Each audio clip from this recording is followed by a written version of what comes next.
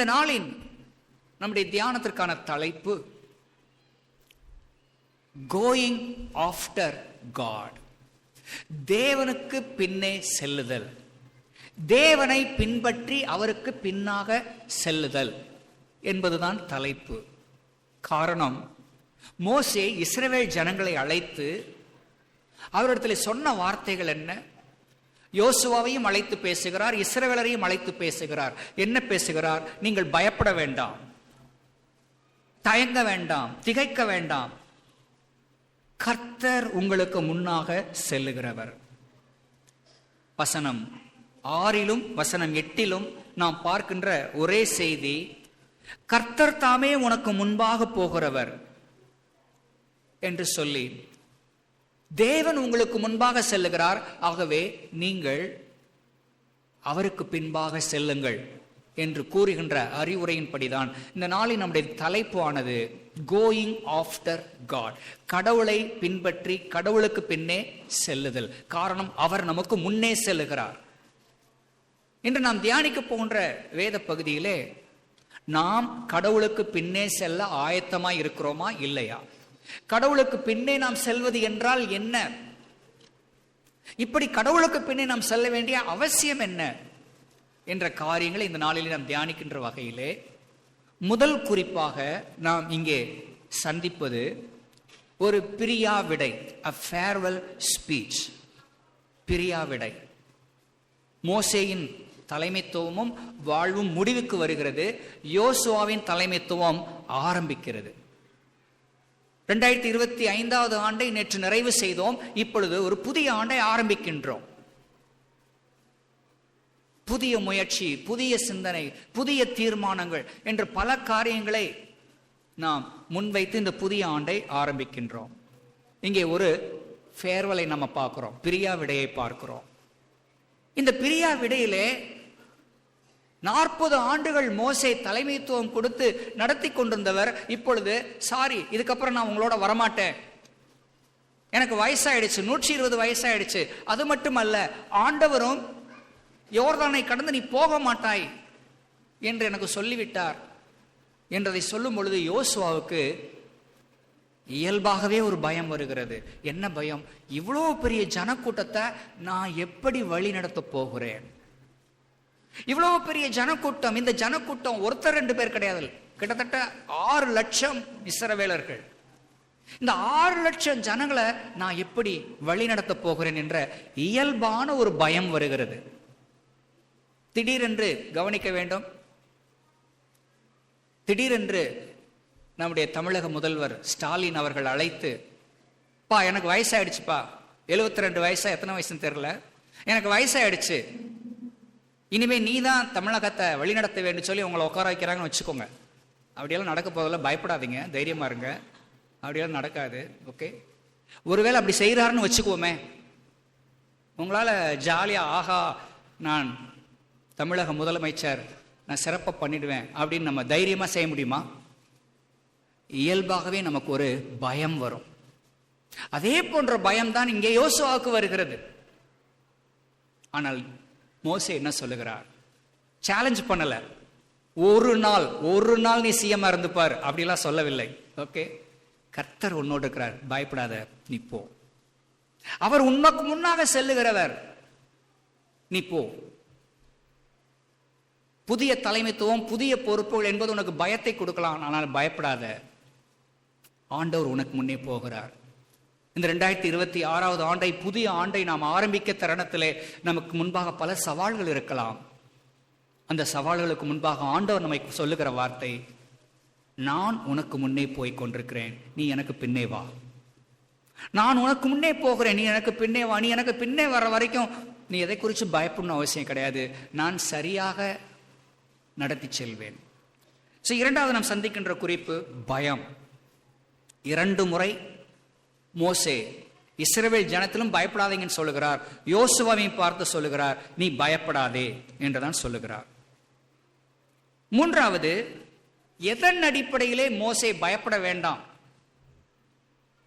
இஸ்ரவேல் ஜனங்கள் பயப்பட வேண்டாம், எதன் அடிப்படையிலே என்ற கேள்விக்கு பதிலை இந்த அதிகாரத்தின் கடைசி பகுதியிலே நாம் பார்ப்பது என்னவென்றால் வசனம் 9 மோசே இந்த நியாயப்பிரமாணத்தை எழுதி அதை கர்த்தருடைய உடன்படிக்கை பெட்டியை சுமக்கிற லேவி புத்திரரான ஆசாரியருக்கும் இஸ்ரவேல் மூப்பர் எல்லாருக்கும் ஒப்புவித்து, இந்த நியாயப்பிரமாணத்தின் வார்த்தைகளை நீங்கள் விடுதலையின் வருஷமாகிய ஒவ்வொரு 7ஆம் வருஷத்தின் முடிவிலே கூடார பண்டிகையிலே வாசிக்க வேண்டும் என்று சொல்லி, ஆண்டவருடைய வார்த்தையை அன்றைக்கு அவைலபிளா இருந்த முதல் 5 புஸ்தகங்கள், அதுதான் அன்றைக்கு அவைலபிளா இருந்துச்சு.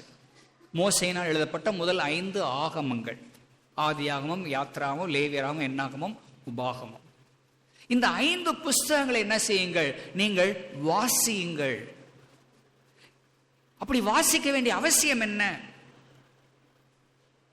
வீட்டில் இருக்கக்கூடிய ஆண்களும் பெண்களும் புருஷர்களும் மனைவிகளும் பிள்ளைகளும் குழந்தைகளும், ஓகே, ஏன் வீட்டை சாராத மற்ற அந்நியர்களும், உங்கள் வீட்டிலே தங்குகின்ற எவரும் உங்கள் தேவனாகிய கர்த்தரை கற்றுக்கொண்டு தெரிந்து கொண்டு அவருக்கு பயந்து அவருடைய வார்த்தைகளின்படி வாழ்வதின் மூலம் அவர்கள் பயமற்றவர்களாய், பாதுகாக்கப்பட்டவர்களாய், ஆசீர்வாதமான வாழ்வை அவர்கள் வாழ முடியும் என்பதற்கு பரிசுத்த வேதாகமத்தை மோசே அன்றைக்கு அவருடைய கரத்திலே ஞாபகப்படுத்தி எழுதி கொடுக்கின்றார். இந்த பரிசுத்த வேதாகமத்தின் வார்த்தைகளை நாம் வாசிக்கும் பொழுது பயம் நம்மை விட்டு போய்விடும், விசுவாசம் நமக்குள் பெருக ஆரம்பிக்கும். ஆக ஃபெய்த், 3வது குறிப்பு விசுவாசம். விசுவாசம் எனக்குள் பெருக பெருக பயம் என்னை விட்டு தூரமாக செல்லும். நாம் பார்க்கின்ற 3 குறிப்புகள். முதலாவது குறிப்பு த ஃபேர்வெல், 2வது ஃபியர், 3வது ஃபெய்த். பிரியாவிடை, பயம், விசுவாசம் அல்லது நம்பிக்கை. ஓகே, இந்த 3 குறிப்புகளை நாம் பார்க்கும் வகையிலே நம்ம எல்லாருக்கும் நமக்கு தெரியும், ஞாபகம் இருக்கும். எல்லாம் இப்போ கொஞ்சம் நம்ம ஸ்போர்ட்ஸ் நமக்கு எல்லாருக்குமே பிடிக்கும். நிறைய ஸ்போர்ட்ஸ் நம்ம பார்ப்போம். கிரிக்கெட், ஃபுட்பால், வாலிபால் அப்படின்னு நம்ம பார்க்குற பல ஸ்போர்ட்ஸ் இருக்கும். இதில் ரிலே ரேஸ் அப்படின்ற ஒரு போட்டி இருக்கிறது. ரிலே ரேஸ் நீங்கள் பார்த்துருப்பீங்க. அதில் என்ன செய்வாங்க? பின்னே ஓடி வரக்கூடிய ஒருவர் தனக்கு முன்னாக காத்து கொண்டிருக்கிற ஒருத்தர் என்ன செய்யணும்? அந்த ஒரு ஸ்டிக் இருக்கும், ஒரு குச்சி, அதை கொடுக்கணும். அதை வாங்கிட்டு என்ன செய்வாங்க? ஓடணும். ஓடி அவங்களுக்கு முன்னாடி இன்னொருத்தவங்க காத்துட்டு இருப்பாங்க, அவங்க கையில் என்ன செய்யணும்? அதை கொடுக்கணும். அதை வாங்குவதற்காக ஆல்ரெடி ஓடுகின்ற வேலையில் ஆயத்தமாக இருப்பாங்க. எப்போ கையில் வருமே பிடிக்கிட்டு உடனே ஓடுவாங்க. இப்படி ஓடும்போது சில தருணங்கள் அந்த குச்சி என்ன செஞ்சிடும்? கீழே விழுந்துடும். கையில் கொடுக்கும் பொழுது இன்னொருத்தர் ஓடி வந்து கையில் கொடுக்கும்போது வாங்குற வேகத்தில் குச்சி கீழே விழுந்துடும். அந்த கீழே விழும் பொழுது நிறைய நேரம் வீணாயிடும். ஒரு ஓட்டப்பந்தய வீரன் அந்த அந்த லைன்ல இருக்கக்கூடிய 4 பேரோ அல்லது 5 பேரோ சிறப்பாக ஓடக்கூடியவர்கள் தான், வேகமாக ஓடக்கூடியவர்கள் தான். ஆனால் அந்த குச்சியை கரெக்டாக கையில் கொடுக்காம டிராப் பண்ணும் பொழுது என்ன செஞ்சிருவாங்க? அவர்கள் குறிப்பிட்ட நேரத்துக்கு ஓடி ஜெயிக்க முடியாது, தோத்து போயிடுவாங்க. பார்த்துருக்கீங்களா? இங்கே நாம் பார்க்கின்ற சம்பவமும், மோசே கிட்டத்தட்ட 40 ஆண்டுகள் ஓடி வந்தார். எகிப்தில் ஆரம்பிச்ச ஓட்டம் செங்கடலை கடந்து வனாந்தரத்திலே 40 நாட்கள் பல்வேறு சவால்கள், பல்வேறு தேவைகள் எல்லாவற்றை சந்தித்து 40 ஆண்டுகளை நிறைவு செய்கின்ற தருணத்திலே யோசுவாவிடத்திலே தன் பணிகளை மாற்றி கொடுக்கின்றார். இப்படி மாற்றி கொடுப்பதற்கு 2 காரணங்களை சொல்லுகின்றார். 2 காரணங்கள். என்னென்ன காரணங்கள்? வசனம் 2, நான் 120 வயதுள்ளவன், நான் போக்கும் வரத்துமாக இருக்க கூடாது, இந்த யோர்தானை நீ கடந்து போவதில்லை என்று கர்த்தர் என்னோட சொல்லி இருக்கின்றார். 2 காரியத்தை கூறுகிறார். ஒன்று, என்னுடைய சரீரம், எனக்கு வயசாயிடுச்சு, என்னால போக்குவரத்துமா முன்ன மாதிரி இருக்க முடியல. 2வது, தேவனுடைய தீர்மானம், நீ இந்த யோர்தானை கடந்து போவதில்லை என்பதும் தேவனுடைய தீர்மானமாக இருக்கிறது என்று மோசே தன் பொறுப்பை, தன் தலைமைத்துவத்தை யோசுவாவிடத்தில் கொடுப்பதற்கான காரணத்தை சொல்லுகிறார். 2 காரணங்கள். இந்த 2 காரணங்களும் நம்முடைய வாழ்க்கையிலும் பல தருணங்களிலே வரக்கூடும். புதிய ஆண்டை எதிர்நோக்கி இருக்கின்ற நாம் பல்வேறு நம்பிக்கைகள், பல்வேறு எதிர்பார்ப்புகள், பல வாக்குத்தத்தங்களை எதிர்நோக்கி இருப்பவர்களாக நாம் இருக்கலாம். ஆனால் எல்லா தருணத்திலுமே நாம் எதிர்பார்ப்பது போல் காரியங்கள் அமைவது இல்லை. ஆனால் எதை தேவன் அனுமதிக்கிறாரோ அதை நாம் ஏற்றுக்கொள்ளலாம். நாம் விரும்புவது போல் காரியங்கள் நடைபெறவில்லை என்று நினைத்து துக்கப்படுவதை விட, தேவன் விரும்புவது போல் என் வாழ்விலே காரியங்கள் அனுமதிக்கப்படுகின்றன, அவைகள் என்னுடைய நன்மைக்கே என்று சொல்லி நாம் எடுத்துக்கொள்ளுகின்ற பிள்ளைகளாக இருக்க வேண்டும். மோசே தேவனுடைய மனிதன், தேவனுடைய வீட்டிலே எங்கும் உண்மையுள்ளவன் என்று அறியப்பட்டவர். அப்படி அறியப்பட்டவருக்கு அவர் ஆசைப்பட்டார். என்ன ஆசைப்பட்டார்? கானான் தேசத்துக்கு போகணும், கானான் தேசத்தை பார்க்கணும், அங்க கொஞ்ச நாளாச்சும் வாழ்ந்து விடணும் என்ற விருப்பம் இருந்தது. ஆனால் அந்த விருப்பம் நிறைவேறியதா? அந்த விருப்பம் அவருக்கு கொடுக்கப்பட்டுச்சா? இல்லை. தேவனுடைய பிள்ளைகள் நாம் என்பதினால், விசுவாசிகள் என்பதினால், ஆண்டவரை தேடுபவர்கள் என்பதினால் எல்லா தருணங்களிலும் நாம் விரும்புவது போல் காரியங்கள் நடைபெறுவது இல்லை. அப்ப நான் எதுக்கு கடவுளை தேடிக்கிட்டு?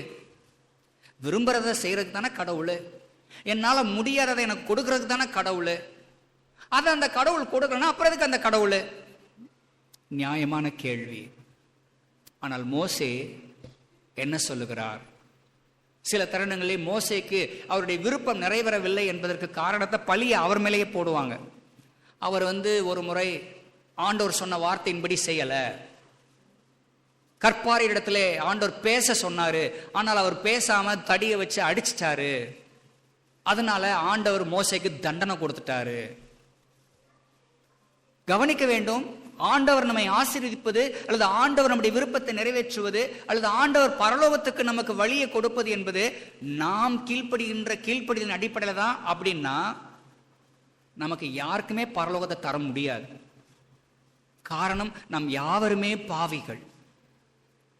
நீதிமான் ஒருவனும் இல்லை, ஒருவனாகிலும் இல்லை. தேவனை தேடுகின்ற உணர்வுள்ளவன் உண்டோ என்று பார்க்க தேவன் கண்ணோக்கினார், ஒருவனும் இல்லை. பரலோகமும் வாக்கு தத்தங்களும் ஆசீர்வாதங்களும் என்பது நம்முடைய கீழ்ப்படித நிமித்தம் நமக்கு பரிசாக தரப்படுகிறது என்று நம்பினோமானால் அப்படி இல்லை. மோசேக்கு ஆண்டவர் ஏன் அவர் விரும்பினது போல் கானான் தேசத்தை பார்க்கவோ அங்கே பிரவேசிக்கவோ ஏன் வாய்ப்பு கொடுக்கவில்லை என்ற கேள்விக்கு பதில், ஆண்டவர் மோசேயினுடைய விருப்பத்துக்கு நோ என்று சொல்வதன் மூலமாய் ஆண்டவர் என்ன சொல்ல விரும்புகிறார்? மோசே, நீ பாலும் தேனும் ஓடுகின்ற இந்த பூமிக்குரிய கானானை பார்த்து அங்கே கஷ்டப்படுறதை விட பரலோக கானான் என்னோடு இருப்பதற்கு, இந்த ஜனத்தோடு இருந்தது போதும். நீ என் பிள்ளை, தகப்பனாகிய என்னோடு இருக்க வேண்டும் என்று எனக்கு விருப்பம் இருக்காதா? தகப்பனாகிய என்னோடு கூட நீ வாழ்ந்துவிட வேண்டும் என்று, என்னோடு கூட வசிக்க வேண்டும் என்ற ஆசை எனக்கு இருக்காதா? ஆகவே இவர்களோடு 40 வருஷம் குப்பை கொட்டினது போதும், நீ என்னோடு வந்துவிடு, யோர்தானுக்கு அந்த பக்கம் அவங்க போகட்டும், நீ என்னோடு பிந்தி தங்கிவிடு என்று சொல்லி ஆண்டவர் மோசேக்கு கொடுத்த கணம்தான் அவர் விருப்பத்துக்கு, ஜெபத்திற்கு நோ என்று சொன்னது. எப்பொழுதெல்லாம் நம் தேவன் நம்முடைய விருப்பங்களுக்கும் வேண்டுதல்களுக்கும் இல்லை என்ற பதில் தருகிறாரோ, அந்த இல்லை என்ற பதிலுக்கு பின்பாக ஒரு பெரும் ஆசீர்வாதம் காத்து கொண்டிருக்கிறது என்பதை ஒருபோதும் நாம் மறக்கக்கூடாது. நம்முடைய பார்வையிலே ஒரு நன்மையான ஈவு, ஒரு விருப்பம் நிறைவேறவில்லை என்ற பொழுது நம்முடைய பார்வையில் அது பெரும் நஷ்டமாக தெரியலாம், பெரும் இழப்பாக தெரியலாம். அடட, இது கிடைச்சிருந்தா இதை செஞ்சிருப்பனே, அதை செஞ்சிருப்பனே, கைகூடி வராம போயிடுச்சு. அடட, இப்படி என்னிடத்துல இருந்து இதை எடுத்துக்கிட்டாங்களே, இப்படி நான் ஏமாந்துட்டேனே என்று சொல்லி நம்முடைய கடந்த கால சில கசப்பான அனுபவங்கள் நம்மை கஷ்டப்படுத்தி கொண்டே இருக்கலாம். அப்படிப்பட்ட கசப்புகளுக்கு நம்ம சொல்ல வேண்டிய பதில், நான் உபத்திரவப்பட்டது எனக்கு நல்லது, அதனால் உமது பிரமாணங்களை கற்றுக்கொள்ளுகிறேன். எனக்கு இந்த ஏமாற்றம் வந்தது நல்லது, எனக்கு இந்த ஒரு பலவீனம் வந்தது நல்லது. எனக்கு இப்படி ஒரு ஏமாற்றத்தை நான் சந்தித்தது, இழப்பை நான் சந்தித்தது எனக்கு நல்லது என்று சொல்லி எல்லா காரியத்தையும் தேவன் நம்மோடு இருக்கிறார் என்கின்ற கண்ணோட்டத்திலே நாம் அதை பார்க்க கற்றுக்கொள்ள வேண்டும். அப்படித்தான் யோசேப்பு பார்த்தார். யோசேப்பு தன் சகோதரரை பார்த்து சொன்னது என்ன? நீங்கள் என்னை இங்கே அடிமையாக விட்டதை நினைச்சு வருத்தப்படாதீங்க. நீங்கள் அல்ல, தேவனே என்னை உங்களுக்கு முன்னே இங்கே என்னை அனுப்பினார் என்பதுதான் யோசேப்பின் விசுவாசம். இங்கே நாம் கவனிக்கின்ற இந்த வார்த்தைகளிலே மோசே he acknowledges God. தன் சரீரத்திலே வருகின்ற பலவீனம், வயது மூப்பு, இவைகளை குறித்து அவன் கசப்படையவில்லை. என்ன ஆண்டவரே வயசாகி போயிடுச்சு, என்ன ஆண்டவரே எனக்கு பலன் இல்லாம போச்சு, என்ன ஆண்டவரே நேத்து மாதிரி என்னால் இன்னைக்கு செயல்பட முடியவில்லை என்று சொல்லி எந்த விதமான கசப்புகளையும் கருத்து மாறு வேறுபாடுகளையும் சொல்லாமல் அதை ஏற்றுக்கொள்ளுகின்றார். வயதாகின்றது, முதுமை வருகிறது, அதைத் தொடர்ந்து அதோடு கூட பலவீனம் வருகிறது. இவைகள் அனைத்தும் வாழ்க்கை என்ற ஓட்டத்திலே நான் சந்திக்கின்ற மைல்கல்கள் என்று சொல்லி அதை ஏற்றுக்கொள்ளுகின்றார். அப்படி அவர் ஏற்றுக்கொள்வதனால்தான் யோசுவாவை பார்த்து, இஸ்ரவேல் ஜனங்களை பார்த்து அவரால் சொல்ல முடிகிறது, நீங்கள் பயப்படாதீங்க, நான் உங்களோடு இல்லை என்பதற்காக பயப்படாதீங்க, என்னை விட மோசேயிலும் பெரியவர் உங்களுக்கு முன்னே செல்லுகிறார், சாலமோனிலும் பெரியவர் உங்களுக்கு முன்னே செல்லுகிறார். அவர் மாறுவதில்லை, நான் மாறுகிறேன். தலைமைத்துவம் மாறும், மனிதர்கள் மாறுவார்கள், பொறுப்புகள் மாறும், ஆனால் கர்த்தர் மாறுவதில்லை என்று சொல்லி அவர்களை உற்சாகப்படுத்துகின்ற ஒரு மோசேயத்தை நான் பார்க்கிறேமே ஒழிய, போச்சு இந்த ஆண்டவரை நம்பிலாம் பிரயோஜனம் கிடையாது, விருப்பத்தெல்லாம் நிறைவேற்ற மாட்டார், என்ன ஜெபம் பண்ணி என்ன பிரயோஜனம் என்று சொல்லவில்லை. மாறாக நான் பிந்தி தங்கி விடுகிறேன், நான் இங்கே இருந்து விடுகிறேன், நீங்கள் முன்னே செல்லுங்கள் என்று சொல்லி தேவனுடைய சித்தம், தேவனுடைய விருப்பம் எதுவோ அதை ஏற்றுக்கொள்ளுகின்ற ஒரு மனநிலையோடு மோசேயை பார்ப்பதன் மூலம் நாமும் நம்முடைய வாழ்விலே எல்லா நிலையிலும் மனரம்யமாக இருக்க கற்றுக்கொள்ள வேண்டும். கடந்த ஆண்டுகளில் ஏற்பட்ட இழப்புகளையும் ஏமாற்றங்களையும் வருத்தங்களையும் எண்ணி எண்ணி துக்கப்பட்டுக்கிட்டே கஷ்டப்பட்டுக்கிட்டே வருத்தப்பட்டு கொண்டே இருக்க வேண்டிய அவசியம் இல்லை. தேவன் அது போன்ற நிகழ்வுகளை அனுபவங்களை என் வாழ்விலே அனுமதித்திருக்கிறார் என்று சொல்லி ஏற்றுக்கொண்டு அடுத்து முன்னோக்கி செல்வதற்கான முயற்சிகளை நாம் எடுக்க வேண்டும். இங்கே மோசே இஸ்ரவேல் ஜனங்களை அழைத்து, எனக்கு வயசாயிடுச்சு, எனக்கு 120 வயசாயிடுச்சு, யோர்தானை கடக்கக்கூடாதுன்னு ஆண்டவர் சொல்லிவிட்டார் என்று சொல்வதோடு கூட இதை ஒரு வருத்தத்தோடையோ ஏமாற்றத்தோடையோ துக்கத்தோடையெல்லாம் சொல்லவே கிடையாது. மன நிறைவோடு மகிழ்ச்சியாக அவர் சொல்லுகின்ற நிலைகளை பார்க்க முடியும். பலர் வேதத்திலே மற்றவர்களுக்கு விட்டு கொடுக்க, மற்ற தலைமுறையினரை அங்கீகரிப்பதற்கு மிகவும் கஷ்டப்படுகின்ற ஒரு நிகழ்வுகள் நடந்தது சிலதை நம்ம பார்க்க முடியும். உதாரணமாக சவுல் ராஜா, பழைய ஏற்பாட்டில் சவுல் ராஜா என்ன செய்கின்றான்? தாவீதை தேவன் ராஜாவாக அபிஷேகம் பண்ணிவித்தார், ராஜாவாகின்ற தகுதியை வாய்ப்பை கொடுத்திருக்கிறார் என்று கேள்விப்பட்ட உடனே சவுல் என்ன பண்ணா? இந்த தாவீதை எப்படி போட்டு தள்ளலாம், இந்த தாவீதுக்கு எப்படி குழி வெட்டலாம் அப்படின்றக்காக திட்டமிடுகிறான். அதுல முதல் என் பொண்ணை கட்டி வச்சிடலாம், காணா போயிடுவான் அப்படின்ற மாதிரி முதல்ல பொண்ணவே கட்டி கொடுக்குறான். சும்மா கட்டி கொடுக்கல, பெலிஸ்தீர் இடத்துல போய் என்ன செய்துவா, இத்தனை நுனித்தோள்களை கொண்டு வா என்று சொல்லி ஒரு டாஸ்க் கொடுக்கிறார். மேபி அங்க போனா அங்க அடிபட்டு செத்து போயிடுவான், மேரேஜுக்கு முன்னாடி காலி ஆயிடுவான் என்று சொல்லி ஒரு திட்டத்தோட தாவீதை ராஜாவாக அவன் அங்கீகரிக்க ஆயத்தமாக இல்லை, தாவீதுக்கு விட்டு கொடுக்க அவன் ஆயத்தமாக இல்லை, தானே கடைசி வரைக்கும் ராஜாவா கண்ணியா இருக்கணும் அப்படின்னு சொல்லிட்டு என்ன செய்கிறான்? விட்டு கொடுக்காத மனசை வச்சுக்கிட்டு அவன் போராடி கொண்டிருக்கிறான். அவனுடைய போராட்டத்திலே அவன் தன்னுடைய சிம்மாசனத்தை வேணா பிடிச்சுக்கிட்டே இருந்தான், கொள்ள நாள் பிடிச்சுக்கிட்டு உட்காந்துட்டு இருந்தான்.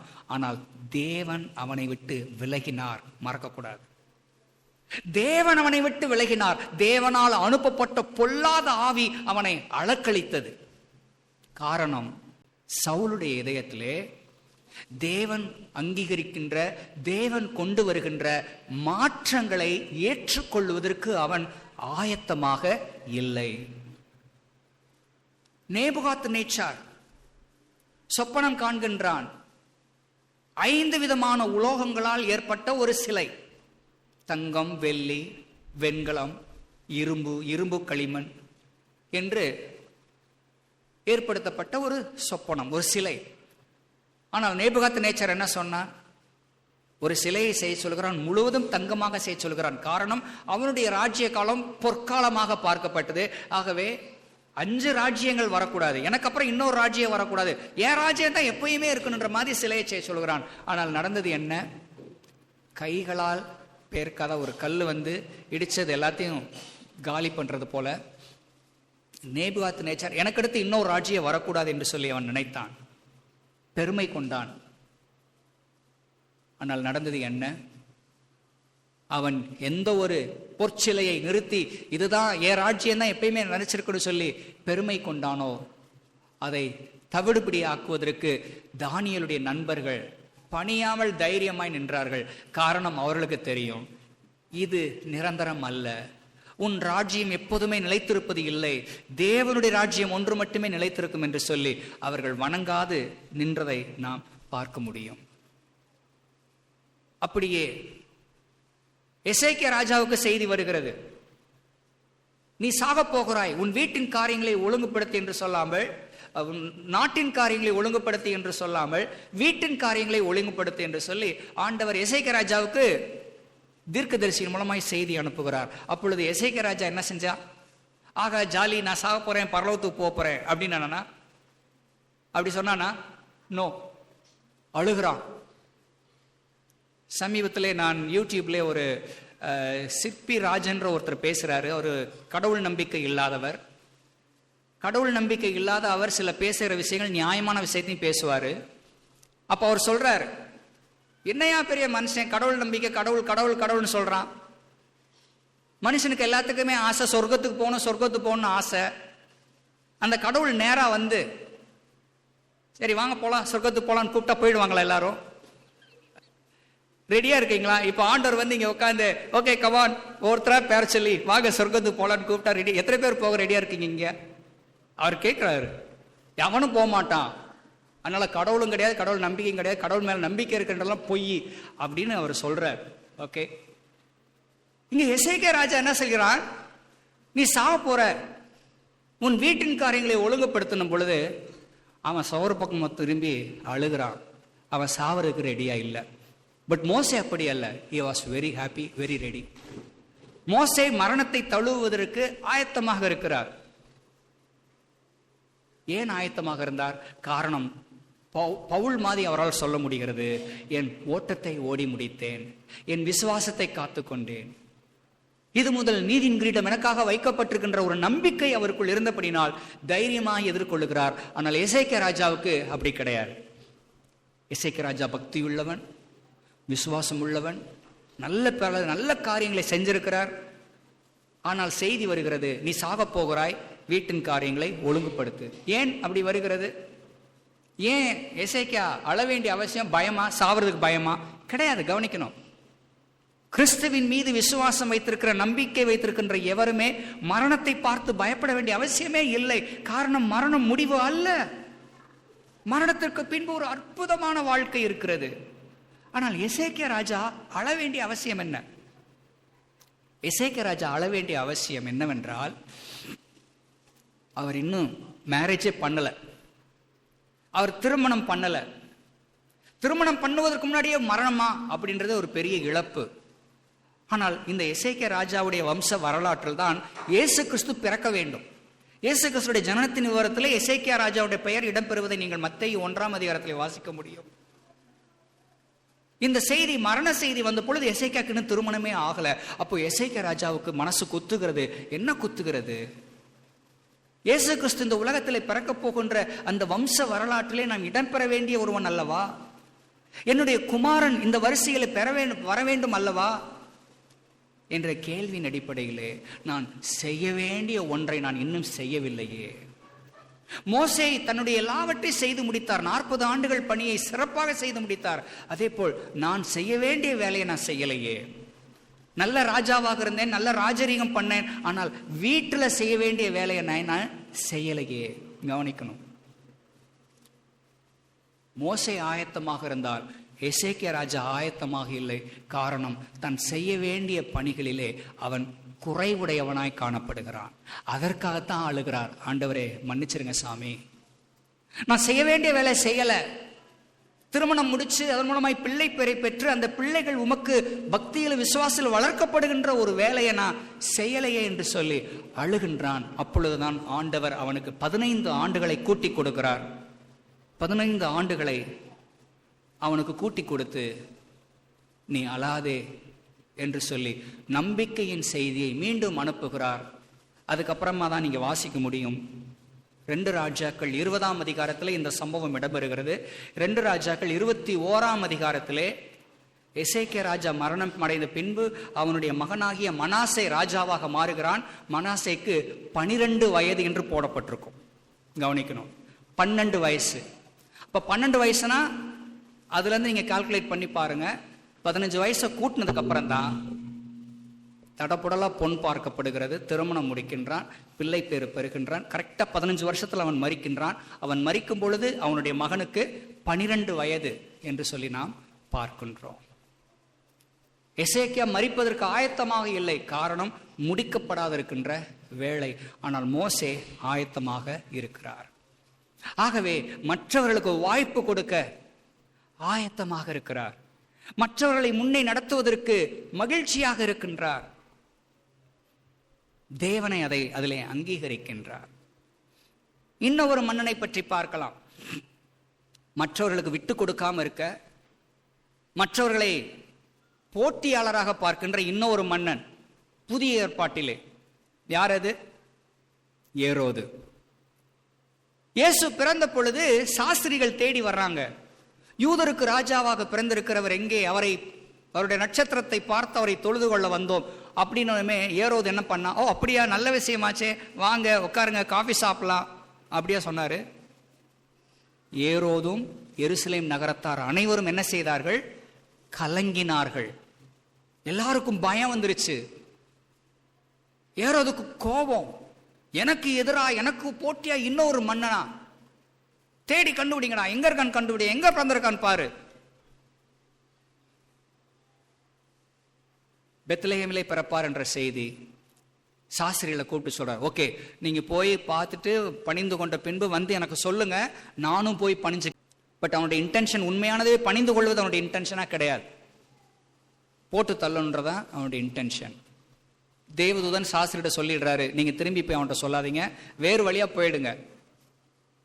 அவங்க போனதுக்கு அப்புறம் தான் அவனுக்கு தெரிய வருகிறது, நாம் ஏமாற்றப்பட்டிருக்கிறோம். போன சாஸ்திரிகள் வந்து சொல்லல, ஏசு இன்னொரு ராஜா பிறந்திருக்கார சொன்னாங்களே, அவர் எங்க என்ன ஏதுன்னு சொல்லாமலே போயிட்டாங்கன்னு தான் சொல்லுகிறார். தன் சேவர்களை அழைத்து 2 வயசுக்கு கீழே இருக்கக்கூடிய குழந்தைகள் எல்லாத்தையும், ஆண் குழந்தைகளை எல்லாம் என்ன செஞ்சிருங்க, போட்டு தள்ளிடுங்கட்டார். ஏரோதுக்கு பயம், எனக்கு எதிராக இன்னொருத்தரான், எனக்கு போட்டியா இன்னொருத்தனா, நான் எவனுக்கு விட்டு கொடுக்க மாட்டேன் என்ற ஒரு அகங்காரம். முடிவிலே வரலாற்றிலே ஏரோதை பற்றி வாசிக்க முடியும். அவன் கடைசி வரைக்கும் தன் பிள்ளைகளையே அவன் கொலை செய்தவனாக பார்க்கிறோம். தனக்கு அடுத்து ராஜாவா வரக்கூடாது அப்படின்னு சொல்லி தன் குழந்தைகளை அவன் கொலை செய்கிறான். பயத்திலும் நடுக்கத்திலுமே அவனுடைய வாழ்க்கை முடிவடைகிறது என்றதை வரலாற்று குறிப்புகளில் நான் பார்க்க முடியும். மோசே அப்படி அல்ல. இதை நாம் அறிந்து கொள்வது இதனுடைய நோக்கம் என்ன? இதை நாம் ஆண்டவர் வேத புத்தகத்தில் எழுதி வைத்திருக்கிறதுக்கான காரணம் என்ன? கவனிக்கணும். காரணம் என்ன? முதலாவது, தேவனுடைய பிள்ளைகளாகிய நாம் பொறுப்பிலே இருக்கும் பொழுது நம்முடைய பொறுப்பை வாங்கி ஆண்டவர் இன்னொருத்தர் கொடுக்கிறாரா? கவலை, கஷ்டம், வருத்தம், கோபம், நோ, தேவையில்லை. ஆண்டவர் ஏதோ ஒரு நோக்கத்திற்காக எனக்கு அனுமதிக்கிறார், ஏற்றுக்கொள்வோம் அப்படின்ற மனநிலைக்கு நம்ம என்ன செய்யணும்? வந்துவிட வேண்டும். ஓகே, ஸோ இங்கே நம்ம பார்க்கிற இந்த செய்தியில ஏற்றுக்கொள்ளுகின்ற ஒரு நிலை மோசேட்ட இருந்துச்சு, சவுல்கிட்ட கிடையாது, நேபுகாத் நேச்சார்கிட்ட கிடையாது, ஏரோதுட்ட கிடையாது. ஆனால் மோசே ஏற்றுக்கொள்ளுகிறார். இதை நான் சொல்ல வேண்டிய அவசியம் என கவனிக்க வேண்டும். To speak it practically to our church. சில தருணங்களிலே மேபி பாஸ்டர் பால்ராஜ் இங்கே இல்லை அப்படின்னா நமக்குள்ள வரக்கூடிய சில உணர்வுகள், பாஸ்டர் பால்ராஜ் இல்லை, இன்னைக்கு நான் லேட்டாக போவேன். நோ, பால்ராஜ் தேவன் அல்ல. தேவன் பால்ராஜை கொஞ்ச நாள் வச்சிருக்கிறார். நாளைக்கு ஆண்டவர் வேற ஒரு நபரை இங்கே கொண்டு வந்து நிறுத்துவார். 2 பேரையும் நம்ம ஒரே மாதிரி தான் பார்க்கணும். மனிதனை பார்க்க கூடாது. அவர்களை நிறுத்துகின்ற ஆண்டவரைத்தான் நாம் பார்க்க வேண்டும். பொதுவாக நான் கேள்விப்பட்ட ஒரு குற்றச்சாட்டு, பிரதர் நீங்க இருக்கும்போது நிறைய பேர் வர்றாங்க, நீங்க இல்லைன்னு தெரிஞ்சா நிறைய பேர் வரதில்லை. நோ, நீங்கள் பால்ராஜை பிரதானமாய் பார்க்காதிருங்கள். பால்ராஜ் ஒரு மனிதன், பலவீனமானவன். ஆனால் அவனை பலப்படுத்துகிற, பயன்படுத்துகின்ற, வேறு எவரையும் பயன்படுத்தக்கூடிய தேவனை நாம் பார்த்தவர்களாய், எப்பொழுதும் தேவனுக்கு முன்பாக நாம் உண்மையாய் இருக்க கடமைப்பட்டவர்களாய் இருக்கின்றோம். யார் இருந்தாலும் சரி, இல்லைனாலும் சரி, மனிதன் அல்ல, போதகன் அல்ல, அவன் மாறக்கூடியவன். ஆனால் என்றைக்கும் மாறாதிருக்கின்ற என் ஆண்டவரை ஆராதிக்கின்ற காரியத்திலே நான் உண்மையாக இருப்பேன், சரியாக இருப்பேன். எப்பொழுதுமே ஆலயத்திற்கு நேரத்திற்கு செல்வேன். எப்பொழுதுமே எந்த பிரசங்கத்தையும், இந்த புல்பீட்டில் இருந்து ஆண்டவர் பிரசங்கின்ற எந்த வார்த்தைக்கும் 100% நான் என்னுடைய கவனத்தை கொடுப்பேன் என்ற உணர்வுகள் நமக்குள் இருக்க வேண்டும். தலைமைத்துவத்திலே மாற்றம், ஆனால் தேவன் மாறாதவர். தேவன் மாறாதவராய் இங்கே மோசே சொல்லுகின்ற இன்னொரு அற்புதமானவர் காரியம், ஆணுடைய வார்த்தையை எழுதி கொடுக்கிறார். எழுதி இதை வாசியுங்கள், மற்றவர்களுக்கு வாசித்து காட்டுங்கள். ஆண்கள், பெண்கள், குழந்தைகள், பெரியவர்கள், சிறியவர்கள் வாசித்து தேவனை கற்றுக்கொள்ளட்டும் என்று சொல்லி ஆண்டவர் கொடுக்கின்றார். அடுத்து நாம் பார்ப்பது பயம். ஓகே, யோசுவாவுக்கு இயல்பாக பயம் வருகிறது. யாரா இருந்தாலும் பயம் வரத்தான் செய்யும், தவறு ஏதும் இல்லை. இப்படி பயம் வரும் பொழுது மோசே ஒரு மூத்த சகோதரன் நிலையிலே, பயப்படாதீங்க, உன்னால் முடியும்.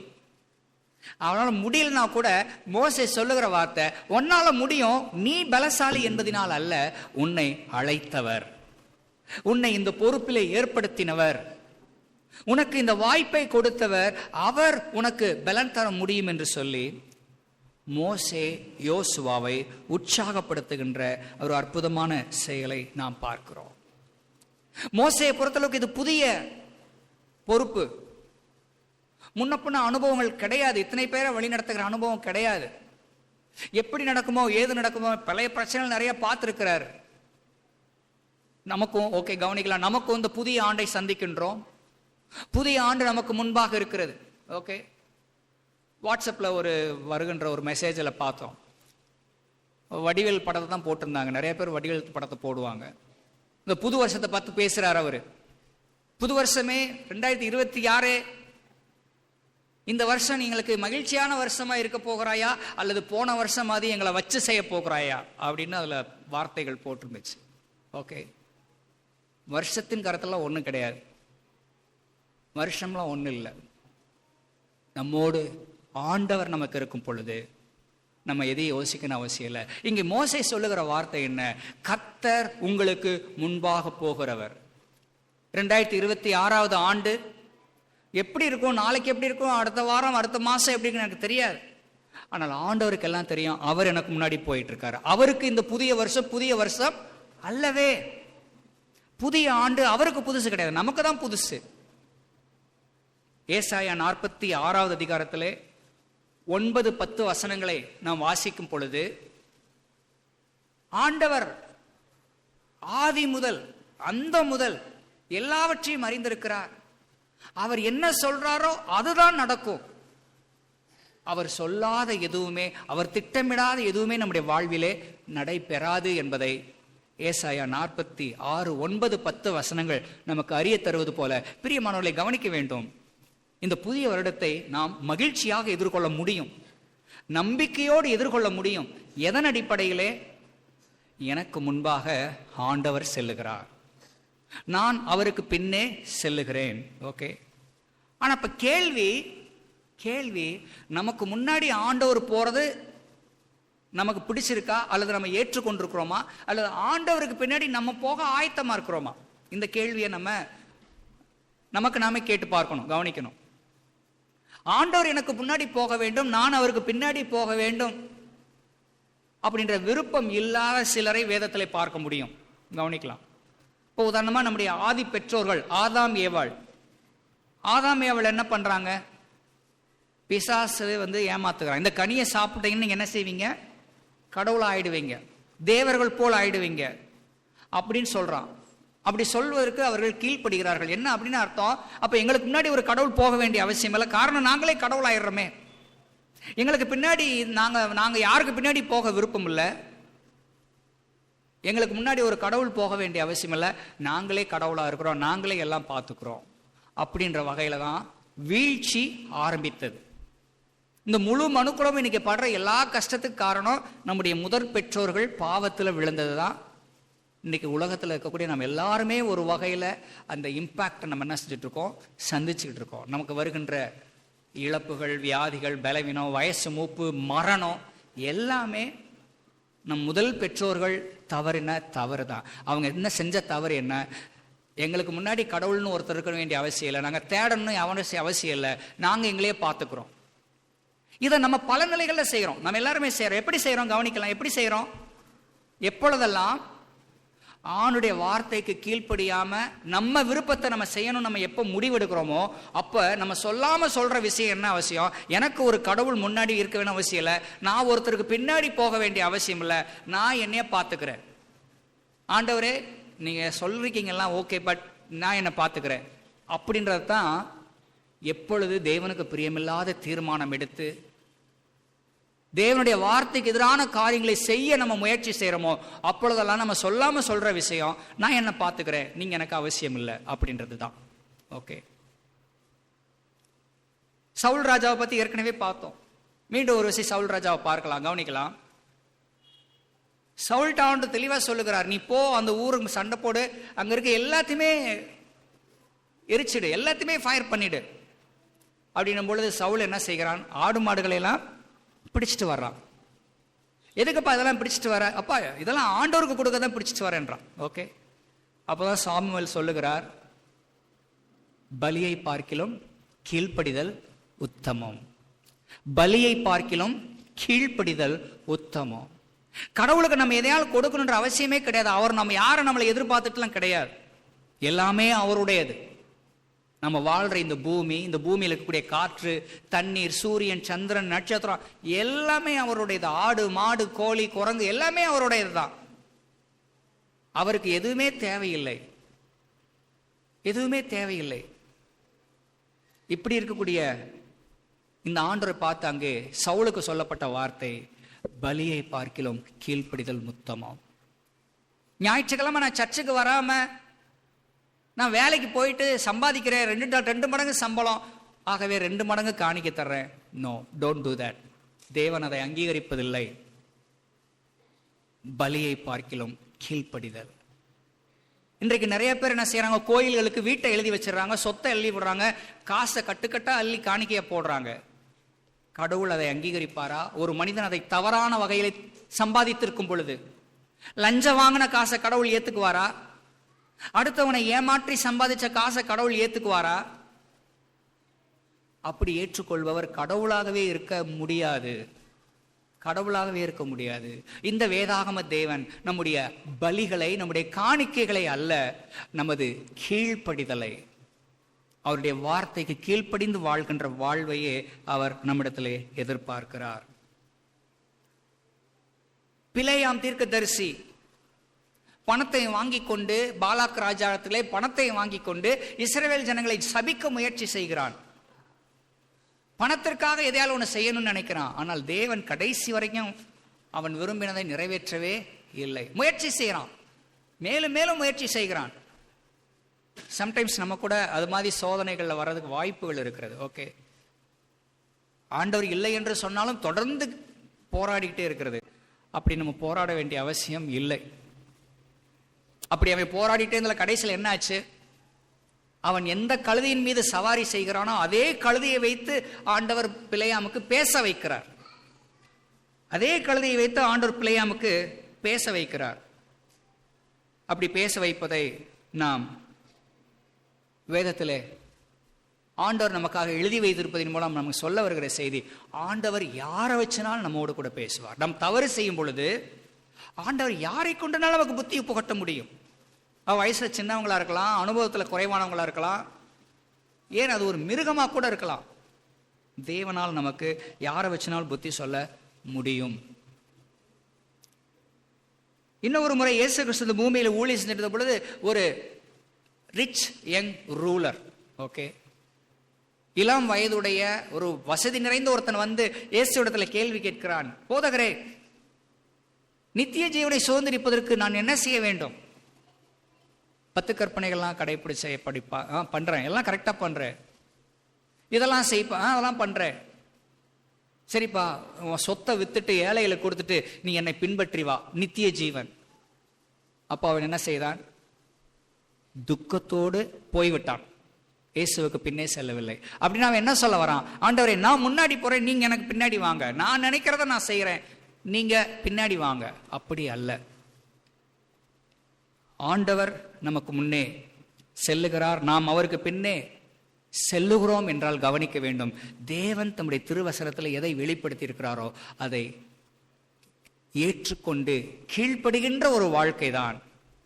எனக்கு முன்பாக தேவன் செல்லுகிறார், நான் அவருக்கு பின்னே செல்லுகிறேன் என்பதற்கான ஒரு அடையாளம், அர்த்தத்தை அது தருகிறது. இங்கே மோசே யோசுவாவிடத்திலும் இஸ்ரவேல் ஜனத்திலும் சொன்ன ஒரே செய்தி, 8வது வசனம், கர்த்தர் தாமே உனக்கு முன்பாக போகிறவர், அவர் உன்னோடே இருப்பார். இப்ப பிரசண்டா சொல்றார், he goes before you, present tense, இப்ப போயிட்டு இருக்கார். அடுத்து இருப்பார், will be with you. நாளைக்கு, நாளை மறுநாள், அதுக்கடுத்த நாள், காலமெல்லாம் அவர் உன்னோடு கூட இருப்பார். எதிர்காலத்தை பற்றி பேசுகிறார். அடுத்து 3வது, அவர் உன்னை விட்டு விலகுவதும் இல்லை, உன்னை கைவிடுவதும் இல்லை. a covenantal loyalty. முதல் 2 வசனங்கள் பாசிட்டிவா சொல்றார், உனக்கு முன்னே போகிறார், உன்னோடே இருப்பார், பாசிட்டிவ்லி. அடுத்த 2 வார்த்தை நெகட்டிவா சொல்றார். நெகட்டிவ்னா என்ன? உன்னை கைவிடுவதில்லை, உன்னை மறப்பதில்லை, உன்னை விட்டு விலகுவதில்லை என்று சொல்லி ரிவர்ஸ்ல சொல்றாரு. பட் அதுவும் பாசிட்டிவான ஒரு செய்தி தான். ஓகே, ஆகவே நீ பயப்பட வேண்டாம், கலங்க வேண்டாம் என்ற காரணத்தை சொல்லுகிறார். அப்படி சொல்லிட்டு அடுத்த வசனத்தில் நம்ம பார்க்கிற செய்தி தான், இந்த நியாயப்பிரமாணத்தின் வார்த்தைகளை எழுதி அவருடைய கரத்திலே கொடுக்கின்றார். எப்படி கொடுக்கின்றார்? இதை நீங்கள் வசனம் 9 கவனிக்க வேண்டும். ரொம்ப வெரி இன்ட்ரெஸ்டிங்கான ஒரு ஃபேக்டர் நம்ம இங்கே பார்க்க முடியும். மோசே இந்த நியாயப்பிரமாணத்தை எழுதி அதை கர்த்தருடைய உடன்படிக்கை பெட்டி சுமக்கின்ற லேவி புத்திரரான ஆசாரியருக்கும் இஸ்ரவேலுடைய மூப்பர் எல்லாருக்கும் ஒப்புவித்து. கவனிக்கணும், இந்த வசனத்துல 3 பிரதானமான பொறுப்புகள் இடம்பெறத கவனிக்க முடியும். எல்லாம் கவனிக்கலாம். இந்த வசனத்துல 3 பேர் வராங்க. மோசே யார்? அவர் ஒரு தீர்க்கதரிசி. கவனிக்கணும், மோசே யார்? ஒரு தீர்க்கதரிசி. அவர் எழுதின வார்த்தைகளை யாருடைய கரத்திலே கொடுக்கிறார்? ஒன்று, கர்த்தருடைய உடன்படிக்கை பெட்டி சுமக்கிற லேவி புத்திரராகிய ஆசாரியர். 2, ஓகே, மோசே ஒரு தீர்க்கதரிசி, 2வது இங்கே ஆசாரியர்கள் இடம் பெறாங்க. 3வது யாரு? ஆசாரியருக்கும் இஸ்ரவேலருடைய மூப்பர் எல்லாருக்கும் ஒப்புவித்து. இந்த ஒரே வசனத்துல 3 பொறுப்புகளுடைய நபர்களை இங்க பார்க்கிறோம். ஓகே, பழைய ஏற்பாடு முழுவதிலும் தீர்க்கதரிசிகள், ஆசாரியர்கள், ராஜாக்கள். இங்க இந்த மூப்பர்கள் சொல்றதுதான் ராஜாக்கள். இந்த மூப்பர்கள் தான் புதிய ஏற்பாட்டிலையும் ராஜாவை போன்ற பாதுகாப்பு பணியை செய்யக்கூடியவங்க. ஓகே, ஆசாரியர்கள், தீர்க்கதரிசிகள், ராஜாக்கள் பழைய ஏற்பாட்டில் இருக்காங்க. அதே 3 பொறுப்புகள் தான் புதிய ஏற்பாட்டிலையும் ஆண்டவர் தம்முடைய திருச்சபையில ஏற்படுத்தி இருக்கிறார். இன்றைக்கு பல திருச்சபைகள்ல போதகர்கள் இருப்பாங்க, மூப்பர்கள் இருப்பாங்க, ஆனா உதவிக்காரர் இருக்க மாட்டாங்க, டீக்கன்ஸ் இருக்க மாட்டாங்க. பல திருச்சபைகள்ல 95% இருக்க மாட்டாங்க. ஏன்னா அந்த திருச்சபைகள் பார்த்தீங்கன்னா வேதத்தின்படி இந்த காரியத்துல சரியானவைகள் அல்ல. ஓகே, 3 பொறுப்புகள். ராஜாக்கள், ஆசாரியர்கள், தீர்க்கதரிசிகள். இந்த 3 பொறுப்புகள் இங்கே இருப்பது என்பது இந்த 3 பேருடைய பிரதானமான நோக்கம் திருச்சபைக்கு தேவனுடைய வார்த்தையை கொண்டு போய் சேர்ப்பது. அதைத்தான் இங்கே வாசிக்கிறோம். 3 பேருக்கும் ஒப்பு கொடுத்து இதை வாசிக்க சொல்லி சொல்லுகிறார்கள். 10வது வசனம், அவர்களுக்கு கட்டளையிட்டது என்னவென்றால், விடுதலையின் வருஷமாகிய ஒவ்வொரு 7ஆம் வருஷத்தின் முடிவிலே கூடார பண்டிகையிலே, ஓகே, உங்கள் தேவனாகிய கர்த்தர் தெரிந்து கொள்ளும் ஸ்தானத்தில் இஸ்ரவேலர் அவருடைய சந்ததியில் சேர்ந்து வந்திருக்கும் போது இந்த நியாயப்பிரமாணத்தின் வார்த்தைகளை வாசிக்க வேண்டும். ஓகே, இங்க சொல்லுகின்ற இந்த வார்த்தை, அன்றைக்கு என்ன வேத புஸ்தகம் இருந்துச்சோ அதை என்ன செய்யணும், அவங்க வாசிக்கணும். ஆனால் தேவனுடைய அளவற்ற கிருபையினால் கவனிக்க வேண்டும், இங்கே திருவிழாக்கள்ல அது ஒரு குறிப்பிட்ட டைம்ல மட்டும்தான் முறையாய் வாசிக்கணும் சொல்லப்படுது. ஆனால் இன்றைக்கு தேவனுடைய கிருபையினால் நம்ம எல்லாருடைய வீட்டிலும் பரிசுத்த வேதாகம் இருக்கிறது. இந்த நியாயப்பிரமாணத்தின் வார்த்தைகள் நம்ம எல்லாருடைய வீட்டிலுமே இருக்கிற நிலையில நாம் இவைகளை கிரமமாக வாசிக்க வேண்டும். எதற்காக வாசிக்கணும்? சும்மா கடமைக்காக காலையில வாசிக்கணுமே அப்படின்றதுக்காக கிடையாது. டெய்லி 5 அதிகாரம் படிக்கணுமே அப்படின்றதுக்காக கட கட கடன்னு வாசிக்கிறது அப்படி அல்ல. நீ கற்றுக்கொள்ளுகிற வகையிலே வாசிக்க வேண்டும். அதைத்தான் இங்கே எழுதி கொடுத்திருப்பதை நம்ம பார்க்க முடியும். புருஷர்களும் ஸ்திரீகளும் பிள்ளைகளும் உன் வாசலில் இருக்கும் அந்நியர்களும் கேட்டு கவனிக்கணும். இன்றைக்கு தேவனுடைய கிருபையினால் நம்மில் பலர் பொருளாதார ரீதியாக கொஞ்சம் நல்லா இருக்கும் பொழுது நம்ம வீட்டில் வேலை செய்வதற்காக சிலரை நம்ம வைப்பது உண்டு. கவனிக்கலாம். வீட்டில் ஹெல்ப் பண்றதுக்கு, பாத்திரம் கழுவுறதுக்கோ அல்லது துணி துவைக்கிறதுக்கோ வீடை சுத்தம் பண்றதுக்கோ ஒரு சில கிறிஸ்தவ குடும்பங்களிலே மற்றவர்கள் வேலை செய்வதற்கான வாய்ப்புகள் இருக்கிறது. ஆனால் ஆணுடைய விருப்பம் என்ன? உன் வீட்டிலே வருகின்ற அந்நியரும், அவனுக்கும் சுவிசேஷம் அவசியம், அவனுக்கும் சுவிசேஷத்தை கூறு, அவனுக்கும் ஆணுடைய பற்றி எடுத்து சொல்லு, அவனும் ஆண்டவரண்டை வர வேண்டும். காரணம், அவனும் தேவனுடைய சாயலும் ரூபத்திலும் படைக்கப்பட்டிருக்கிறான். நம்ம வீட்டில் ஒருத்தர் வேலை செய்யறான்றக்காக அவங்களை நம்ம துச்சமாக பார்க்க வேண்டிய அவசியம் இல்லை. நமது வீட்டிலே ஒருவர் உதவிக்காரராக இருக்கிறார்கள், நம்ம ஒருத்தருக்கு மேல பாஸா இருக்கிறோம் அப்படின்றக்காக, நம்மள்ட்ட ஒருத்தர் சம்பளம் வாங்குறாங்கன்றக்காக நாம் அவர்களை தாழ்வாக பார்க்க வேண்டிய அவசியம் இல்லை. இயேசுவும் இந்த உலகத்திலே ஏழையின் கோலத்திலே அடிமையின் ரூபத்திலே வந்தவர் தான், நாம் மறக்க கூடாது. யோசேப்பு ஒரு வீட்டு வேலைக்காரனாய்த்தான் நான் எகிப்திலே வந்தவன். தேவன் அவனை அரசனாக மாற்றவில்லையா? பிரைம் மினிஸ்டராக மாற்றவில்லையா? தாவீது ஆடுகளை மேய்க்கின்ற ஒரு இடையன் வேலை செய்தவன் தான். தேவன் அவனை இஸ்ரவேலின் ராஜாவாக மாற்றவில்லையா? தானியேலும் அவனுடைய நண்பர்களும் அவர்கள் எருசலேமிலிருந்து யூதேயாவிலிருந்து எடுக்கப்பட்டு கைதிகளாக பாபிலோனுக்கு கொண்டு போய்ப்பட்டு வீட்டு வேலை செய்யும்படி அமர்த்தப்பட்டவர்கள் தான். தேவன் அவர்களை உயர்ந்த நிலையிலே உயர்த்தவில்லையா? எத்தனை அருமையான தேவன்! நம் வாழ்வின் வட்டத்தில் தேவன் யாரையெல்லாம் இணைக்கிறாரோ அவர்களுக்கெல்லாம் ஏதாயினும் ஒரு வகையிலே இந்த மகத்தான தேவனுடைய நம்பிக்கையின் வார்த்தைகளை எடுத்துரைப்பதற்கு நாம் எப்போதும் முயற்சி செய்ய வேண்டும். உன் வாசல்களில் இருக்கும் அந்நியர்களும் கேட்டு கற்றுக்கொண்டு, சும்மா கடமைக்காக சொல்றது கிடையாது. கவனிக்கணும். ஐயோ அப்படி சொல்லியிருக்கே அதனால கடமைக்கு நான் அவனுக்கு சொல்லணும். நோ, அப்படி அல்ல. அவன் கற்றுக்கொள்ளுகிற வகையிலே, அவள் கற்றுக்கொள்ளுகிற வகையிலே கிறிஸ்தவம், கிறிஸ்து எப்படி என்பதை நீ வாழ்ந்து காட்டு. அவர்களுக்கு கற்றுக்கொள்வதன் மூலமாய் உங்கள் தேவனாகிய கர்த்தருக்கு பயந்து இந்த நியாயப்பிரமாண வார்த்தைகளின்படி எல்லாம் செய்ய கவனமாய் இருக்கும்படிக்கு அதை அறியாத அவர்கள் பிள்ளைகளும் கேட்டு, ஓகே, நீங்கள் யோர்தானை கடந்து சுதந்திரிக்க போகிற தேசத்தில் உயிரோடு இருக்கும் நாளெல்லாம் உங்கள் தேவனாகிய கர்த்தர் பயப்படத்தக்கதாக கற்றுக்கொள்ளும்படிக்கு ஜனத்தை கூட்டி அதை வாசிக்க வேண்டும் என்றான். கவனிக்கணும். இந்த வேதாகம ஆண்டவர் இயேசுவுக்கு உள்ள பல பெயர்களில் ஒருவர் ஆசிரியர், டீச்சர், நல்ல போதகர். நல்ல ஆசிரியர் தன் பிள்ளைகளே, மாணவர்களை என்ன எதிர்பார்ப்பார்? நல்ல படிச்சு நல்ல அறிவு பெற்று உயர்ந்த அன்னைக்கு போகணும்னு நினைப்பார். அதே போலதான் நமது ஆண்டவர். நாம் அவரை பற்றி முறையாக கற்றுக்கொள்வதற்கு எப்படியெல்லாம் வாய்ப்பு இருக்குது கவனிக்கணும். இந்த புது வருஷத்துல நம்ம பல ரெசல்யூஷன்ஸ், பல தீர்மானங்கள் போடலாம், தப்பு கிடையாது. நம்ம நிறைவேற்றுகிற தீர்மானங்கள் பலவற்றை நாம் நிறைவேற்றலாம், ஒரு பக்கம் இருக்கட்டும். இந்த வேதத்தின்படி ஒருவேளை நம்ம ஒரு தீர்மானம் எடுப்போம்னா அது என்ன தீர்மானமா இருக்கணும்? நான் தினமும் குறைந்தது ஒரு அதிகாரம்னால் நான் பைபிளில் வாசிப்பேன். அது கடமைக்காக என்று அல்ல, அது என்ன சொல்ல வருகிறது என்பதை கற்றுக்கொள்ளுகின்ற நிலையிலே வாசிப்பேன். வேத பாட கூட்டங்களிலே பங்கு கொள்வதற்கு முயற்சி செய்வேன். நேரடியாக தான் போக வேண்டிய அவசியம் இல்லை, ஆன்லைனில் அவளையெல்லாம் இருக்கு. அட்லீஸ்ட் ஆன்லைன்லாம் நான் ஜாயின் பண்ணி கர்த்தருடைய வார்த்தையை நான் கற்றுக்கொள்வேன்.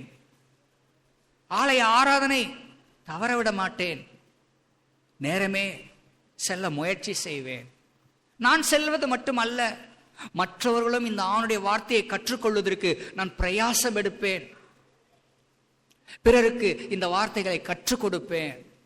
ஞாயிற்றுக்கிழமையிலே நான் ஆண்டவர் எனக்கு கற்றுக் கொடுக்கிற இந்த திருவசனத்தை, சத்தியத்தை யாராயிலும் 2 பேருக்கு நான் அந்த வாரத்திலே நான் சொல்லிக் கொடுப்பேன். அந்நியர்களும் அவனுடைய வார்த்தையை அறிந்து கொள்ள வேண்டும், கேட்க வேண்டும். அந்த அந்நியர் மற்ற கிறிஸ்தவராக இருந்தாலும் சரி, கிறிஸ்தவர் அல்லாதவர்களாக இருந்தாலும் சரி, அவர்களும் கற்றுக்கொள்ள வேண்டும். நான் கற்றுக்கொண்டது, நான் பெற்ற இன்பம் மற்றவர்களும் பெற வேண்டும். இது நம்முடைய தீர்மானமாக இருக்கட்டும். ஞாயிற்றுக்கிழமை ஆராதனை வேளை தேவனுடைய வார்த்தை பிரசங்கிப்பது பால்ராஜ் வந்தாதான் நோ, அப்படி அல்ல. யார் இந்த இடத்துல இருந்து புல்பீட்ல இருந்து பேசினாலும் என் முழு இதயத்தை கொடுத்து அந்த வார்த்தைகளை கேட்பேன். அதிலிருந்து நான் கற்றுக்கொள்ள முயற்சி செய்வேன். அங்கே முன்னே பிரசங்கின்ற வயசை நான் பார்க்க மாட்டேன், அனுபவத்தை பார்க்க மாட்டேன், பின்னணியை நான் பார்க்க மாட்டேன். ஆனால் அவனை முன்னே நிறுத்துகின்ற ஆண்டவரை மட்டும் பார்ப்பேன். இவைகள் நாம் எடுக்கிற தீர்மானங்களாக அமையட்டும். நிறைவாக, இயேசு சிலுவையிலே மரிக்கும் பொழுது வலப்பக்க கல்வன் அவன் அங்கீகரித்தான். எதை அங்கீகரித்தான்? இயேசுவே, நீர் எனக்கு முன்பாக போகிறவர், நான் உமக்கு பின்னே வருகிறேன். நீர் எனக்கு முன்பாக போகிறீர். நீர் மீண்டும் உம்முடைய ராஜ்யத்தில் வரும்போது என்னை நினைத்தருளும் என்று அவன் சொல்வதின் மூலமாய், மரணம் ஒரு முடிவு அல்ல, மரணத்திற்கு பின்பு ஒரு வாழ்க்கை இருக்கிறது. அதிலே இயேசு கிறிஸ்து ராஜாதி ராஜாவாக ராஜ்யத்தில் இருந்து வருகிறவராய் இருப்பார் என்பதை அங்கீகரிக்கிறவனாய் இந்த கல்வன், உமது ராஜ்யத்தில் நீர் வரும்போது நினைத்தருளும் என்று சொல்லுகிறான். நீர் எனக்கு முன்னாடி போகிறீங்க, என்ன நினைச்சுக்கங்கன்னு சொல்லுகிறார். ஆனால் இயேசு என்ன சொல்லுகிறார்? இப்படி மோசே யோசுவாவை பார்த்து, அவர் உனக்கு முன்னே போகிறவர் மட்டுமல்ல, அவர் உன்னோடு எப்போதும் இருப்பவர் என்று சொன்னாரோ, அதே போலதான் இந்த கல்வனுக்கு சொல்லப்படுகிற வார்த்தை. நான் உனக்கு முன்னே செல்கிறவன் மட்டுமல்ல, நீ எப்போதும் என்னோடு கூட தான் இருக்க போகிறாய். இன்றைக்கு நீ என்னோடு கூட பரதேசியில் இருப்பாய் என்று சொல்லி இயேசு அவனுக்கு அற்புதமான நம்பிக்கையின் வார்த்தைகளை பகிர்ந்தளித்து கொடுக்கின்றார். இப்போது நாம் கேட்க வேண்டிய கேள்வி, எந்த நற்காரியம் செய்யாமல் தன் விசுவாசத்தை ப்ரூவ் பண்றதுக்கு எதுவுமே செய்யாத ஒருவனுக்கு, ஒரு கல்வனுக்கு, நியாயமாய் குற்றம் சாட்டப்பட்டு நியாயமான தண்டனை அனுபவிக்கின்ற கல்வனுக்கு இயேசு கிறிஸ்து நீ என்னோடு பரதேசியில் இருக்கக்கூடிய பாக்கியத்தை இலவசமாய் கொடுப்பாரே. ஆனால் இயேசுவின் மீது நம்பிக்கையும் விசுவாசம் வைத்து அவரை பற்றி கொள்வதற்கு ஏதோ உருண்டு பரண்டு எழுந்து ஓடிக்கொண்டிருக்கிற நமக்கு நித்திய ஜீவனையும் அதுக்குரிய நம்பிக்கையும் நமக்கு கொடாமல் இருப்பது எப்படி? எத்தனை நல்ல ஆண்டவர், எத்தனை இரக்கம் உள்ளவர்! இந்த அற்புதமான தேவனுடைய அன்பையும் இரக்கத்தையும் உண்மைத்தன்மையும் இந்த ஆண்டிலே நாம் கற்றுக்கொள்ளும் ஒரு ஆண்டாக இருக்கட்டும். நாம் மட்டுமல்ல, மற்றவர்களும் கற்றுக்கொள்ளுகின்ற வகையிலே நம்முடைய வாயை திறந்து மற்றவர்களுக்கு நாம் சுவிசேஷத்தை அறிவிக்கின்ற ஆண்டாக, நாம் ஒவ்வொரு வாரமும் கற்றுக்கொள்ளுகின்ற செய்தியை யாராயிலும் ஒருவருக்கு, ஒரு கிறிஸ்தவருக்கோ அல்லது கிறிஸ்தவர் அல்லாதவருக்கோ நான் பகிர்ந்து கொள்வதின் மூலம் தேவனுடைய தீர்மானத்தை நிறைவேற்றுகிற ஒரு ஆண்டாக இந்த 2026 ஆண்டு அமைய தேவன் நம் ஒவ்வொருவருக்கும் உதவி செய்வாராக. ஆமேன்.